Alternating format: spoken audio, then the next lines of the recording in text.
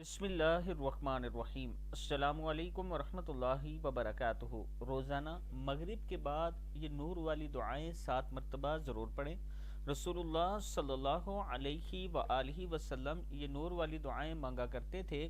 پہلی دعا ہے بسم اللہ الرحمن الرحیم، اللہم اجعل فی قلبی نورا وفی لسانی نورا وفی سمعی نورا وفی بصری نورا ومن فوقی نورا ومن تحتی نورا وعن یمینی نورا وعن شمالی نورا ومن امامی نورا ومن خلفی نورا واجعل فی نفسی نورا واعظم لی نورا وعظم لی نورا واجعل لی نورا واجعلنی، یہ نی ہے، وجعلنی نورا، اللہم اعطنی نورا، وجعل فی عصبی نورا وفی لحمی نورا وفی دمی نورا وفی شعری نورا وفی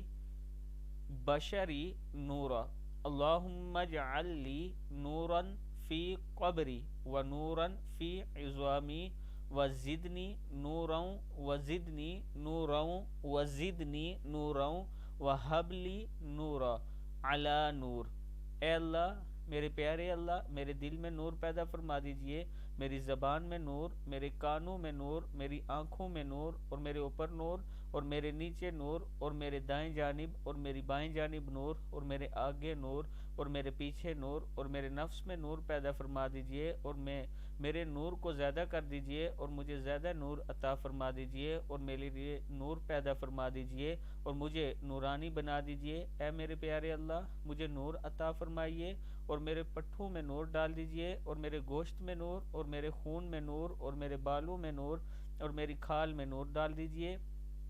اے میرے پیارے اللہ، میری قبر میں نور فرما دیجئے، اور میری ہڈیوں میں نور ڈال دیجئے، اور مجھے اور زیادہ نور عطا فرمائیے، اور مجھے اور زیادہ نور عطا فرمائیے، اور مجھے زیادہ نور عطا فرمائیے، اور مجھے نور پر نور فرما دیجئے۔